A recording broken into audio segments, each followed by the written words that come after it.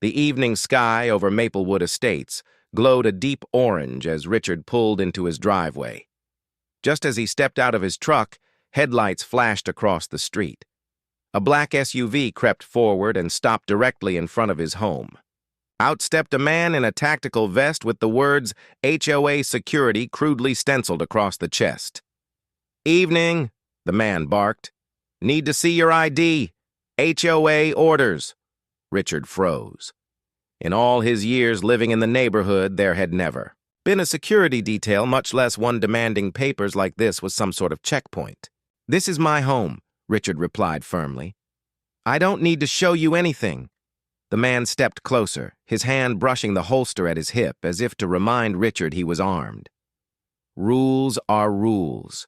Karen put me in charge of keeping the place safe. You don't like it? Take it up with her."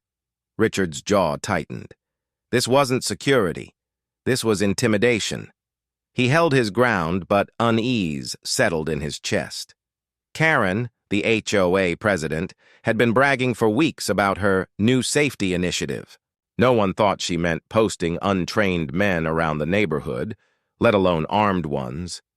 The worst part? His daughter Claire was due home tonight. After months away on a demanding assignment, she was coming to stay with him for a while. Richard had told her nothing about the HOA's antics, not wanting to worry her. As the so-called guard finally stalked off, Richard exhaled slowly. He could feel the storm brewing already. Something told him this wasn't just about rules. It was about power.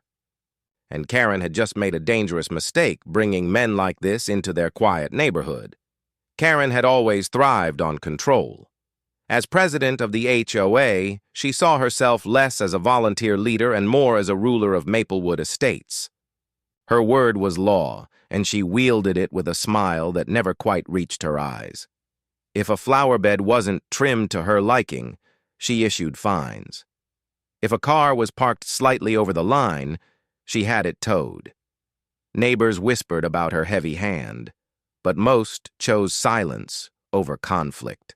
So when Karen announced her plan to introduce private security, many assumed it would mean extra patrols from licensed professionals.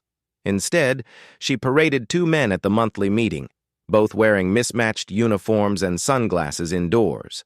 She introduced them as highly trained operatives, though no one had ever seen them outside the local bar before. "These gentlemen," Karen declared proudly, "will protect our community from outside threats. With crime on the rise, we must take initiative. Our HOA dues will cover their small fee. Think of it as an investment in safety." Richard had raised a hand to object. "What certifications do they have? Are they even licensed?" Karen shot him a glare. "Richard, if you're so concerned, you can check their badges later. I trust them. And since I was elected to keep this neighborhood safe, my decision stands." From that night on, the guards began patrolling the streets. They stopped cars without cause, questioned kids walking home from school, and demanded IDs from homeowners as if they were intruders. Fear spread quietly, but Karen dismissed all complaints as overreactions. Richard knew it was only a matter of time before things escalated. And with Claire arriving, he prayed the so-called security wouldn't cross paths with her. What Karen saw as power, Richard saw as a ticking time bomb. The next afternoon, Richard stood on the porch, watching the familiar gray sedan pull into the driveway. His daughter Claire stepped out, her posture straight, her stride confident. Even in casual clothes, there was something unmistakably sharp about her presence. She carried herself with calm authority, though to the neighbors she just looked like a woman happy to visit her father. "Dad," she said warmly, wrapping him in a hug. Richard's tension eased for the first time in weeks. Having her home brought a sense of reassurance he hadn't realized he needed. Inside, Claire glanced around the cozy house she grew up in. "Looks the same," she said with a smile, before her brow furrowed. "But what's with that guy in a vest I saw down the street? He tried to stare me down when I parked." Richard hesitated, then sighed. "It's complicated." Karen, the HOA president, decided we need security. She hired a couple of men, unlicensed, untrained, and too eager to throw their weight around. Claire arched an eyebrow. Armed? Richard nodded. I don't like it one bit, but most folks are too scared of Karen to speak up.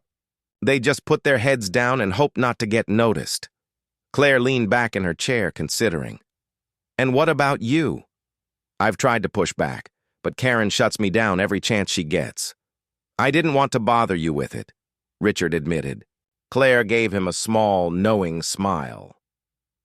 Dad, you know I deal with people like that all the time. Bullies love power until they meet someone who knows how to take it away. Richard chuckled nervously, unaware of just how true her words were.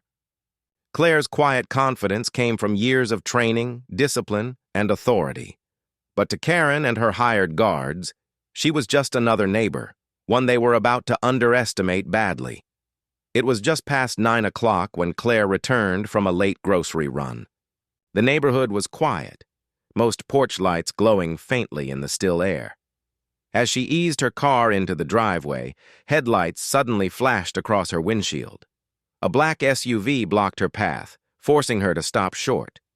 The same so-called security guard from the night before stepped out, his vest hanging loosely, his hand resting on his hip. "Evening," he said coldly. "You don't belong here." Claire rolled her window down slightly. "I live here. My father owns this house." The man smirked. "Funny, Karen didn't mention any daughter. Got ID?" Claire kept her voice steady. "I don't need your permission to park in my father's driveway." His smirk twisted into something darker. "You think you can talk back? You're trespassing. Step out of the vehicle." His hand moved deliberately to his holster. From the porch, Richard had just stepped outside to greet her when he froze in horror. "Hey, what do you think you're doing?" he shouted, rushing down the steps. The guard ignored him, his fingers brushing the weapon. Claire's eyes narrowed, her voice low and controlled. "If you pull that gun, you'll regret it." Neighbors peeked from behind curtains, a few stepping onto porches. Whispers rippled through the street. The scene was no longer private. It was a spectacle. The guard, emboldened by the attention, tugged at the grip of his pistol. "Last chance. Get out of the car." Richard's heart pounded. He had never felt so powerless. But Claire, calm as ever, pushed the door open slowly, her movements deliberate. She stepped out into the glow of the headlights, her eyes locked on the man's, her expression unreadable. She wasn't afraid. She was ready. Claire stood in the driveway, her posture calm, her hands at her sides. The guard's grip tightened on the pistol as he tried to project authority, but Claire's steady gaze made him falter. "You've got 3 seconds to step back," she said evenly, her voice carrying a weight that made the neighbors lean forward in silence. He sneered. "Or what? You gonna call the cops? I am the law here." Claire moved like lightning. In one fluid motion, she closed the distance, twisted his wrist, and stripped the weapon from his hand. The gun clattered harmlessly to the pavement as the man stumbled, clutching his arm in shock. The entire exchange lasted less than 2 seconds. Gasps echoed across the street. Richard stood frozen, torn between relief and disbelief. The neighbors, who had lived under months of Karen's intimidation, were now wide-eyed witnesses to the tables turning. Claire stepped forward, holding the weapon safely by the slide. "First rule of carrying a firearm," she said sharply, her eyes locked on the trembling guard. "Don't brandish it unless you're trained and licensed." She reached into her jacket and produced her badge with crisp precision. The gold gleamed under the streetlight. "I'm Claire Donovan, FBI Tactical Commander." The crowd erupted in murmurs. The guard's face went pale as he backed away, stammering. I didn't know." "You didn't care to know," Claire cut him off. "You threatened an unarmed homeowner with a deadly weapon. That's not security. That's a crime." Karen arrived just in time to hear the last words, her confident stride faltering as she saw the badge. The smug certainty drained from her face. For the first time, the neighborhood bully realized she wasn't the one holding the power anymore. Within minutes, the real authorities arrived. Sheriff's deputies stepped out of their cruisers, their flashing lights painting the quiet street in red and blue. Claire calmly handed over the pistol, briefing them with crisp detail about what had just happened. The deputies listened carefully, their expressions shifting from concern to anger as the picture became clear. The so-called guard tried to defend himself, mumbling about following orders and just doing his job. But the deputies weren't buying it. One snapped the cuffs on his wrists while another read him his rights. Brandishing a firearm without authority? You're lucky this didn't end worse. Karen rushed forward, her voice shrill. Wait, he's our security! He works for the HOA! You can't just arrest him! A deputy turned to her, stone-faced. Ma'am, he has no certification, no license, and no legal authority to carry out security duties. You hired an armed civilian to patrol private property. That's negligence, and it ends tonight. The crowd of neighbors who had gathered in small clusters on the sidewalk burst into quiet murmurs. Some even clapped under their breath. They had all felt the tension of Karen's security force for weeks, but none dared to speak up. Now, with law enforcement involved, the truth was undeniable. Karen's face flushed crimson as the deputies explained further consequences. Fines for negligence, possible lawsuits, an HOA board meeting under emergency review. The empire she had built on intimidation was collapsing in front of her eyes. Richard finally exhaled, his shoulders relaxing as he looked at his daughter. Claire wasn't gloating, she never did, but her presence radiated quiet authority. She hadn't just defended herself. She had defended the entire neighborhood.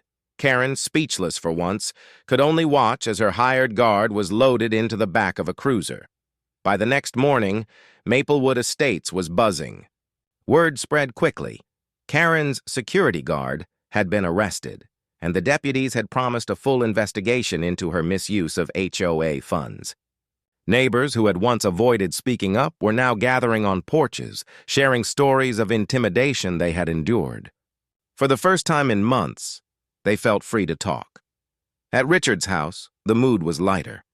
He sat with Claire on the porch swing, a mug of coffee in his hands.